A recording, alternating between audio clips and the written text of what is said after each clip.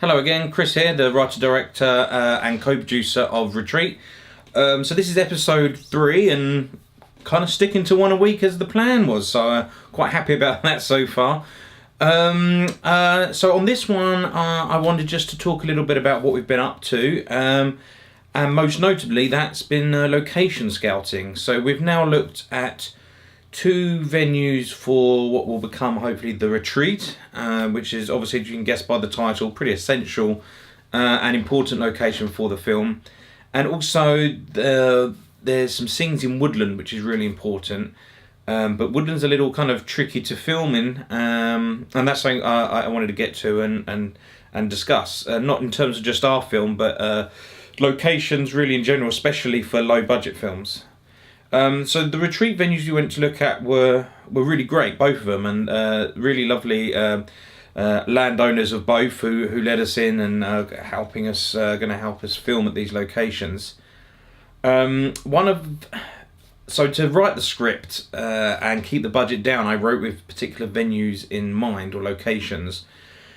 And on the retreat that I originally wrote it for, in the end, it kind of outgrew that location really, and we've been really fortunate and found somewhere else which is just perfect, like even more perfect than I originally imagined when writing a film that was going to have some stuff set at a retreat. It's amazing, and so one of the things that are really important when you're looking for venues. Locations, I don't know why I keep saying venues, when you're looking for locations, especially when you're doing a low budget film, are where it is in location to your base or other locations that you may be filming around that time. The electricity there, you're not going to be able to afford to bring in lots of big generators and have loads of cables running, so the generator's not going to get in the way of your sound and stuff like that. So we've got, especially for us where there really is no budget, we're looking for locations where we can have good access to electricity. Then you're looking for shelter and warmth. You want to be keeping your cast and crew happy and dry, and where possible warm when not filming, especially obviously the cast when shots are being set up and arranged. And then beyond the shelter and that there's travel in and out, how easy is it to get to this location? The woodland location, for example, of ours, woodlands are really tricky because some woodlands are really near main busy roads, which for sound is no good. But also, they can be really, therefore, if they're not near the road, really, really hard to get to. And we've found this fantastic location where there's a field we can drive across to get to this woodland. So it's not near a main road, but equally we can get to it fairly easy for our equipment. So obviously there's not going to be much electricity there, which is an issue that I need to have a discussion with the DP about and come up with some ideas. But I think we could probably get away with it with some of the ideas we're going to come up with and the early discussions we've had. But at this woodland is there's a shelter nearby. It's actually on part of a vineyard, so we're allowed to use this kind of barn that's heated, and we can set up food and supplies and keep people warm and happy and sheltered when we're not filming, which is amazing. So that's really important. And as I say, travel to and from these locations, and when you're there, how far you need to travel. So that's been something we've been looking at. And then of course, key to all of that is it has to look right for the film.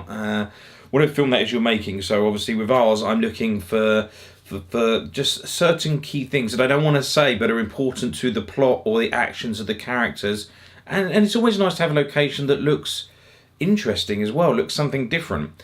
So that's something I've been keeping an eye on, and we've looked at. I'm looking for locations in an order of how tricky they may be to get. So we've got a couple of meetings and visits coming up for some other locations, and we're going to kind of work down this list. And there's obviously some that we're able to get because they might be from friends or family, and that's already been arranged. But in terms of visiting locations that aren't that easily aren't that easily arranged, that's something we're working on.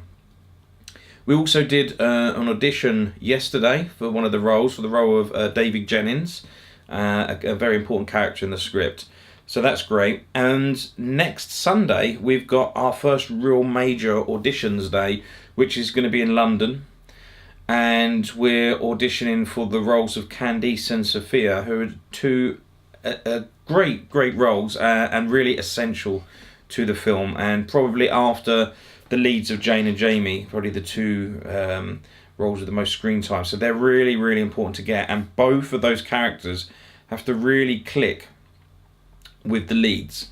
So I've got Harry and I've got Denise coming with me to the auditions, so we can already start to look at how people work with the characters and how they look on screen together. So it's kind of going to be auditions and a slight screen tests all rolled into one.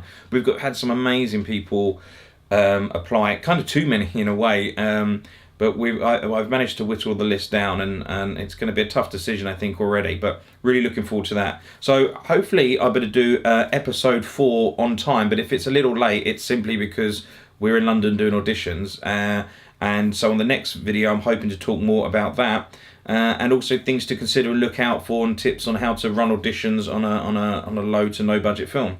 So I hope there's been some useful information and tips there for a low budget film and low budget filmmaking with regards to location scouts.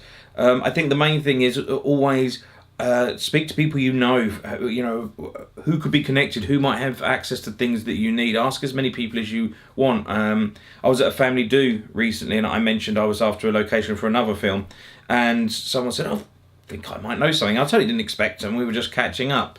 So you never know.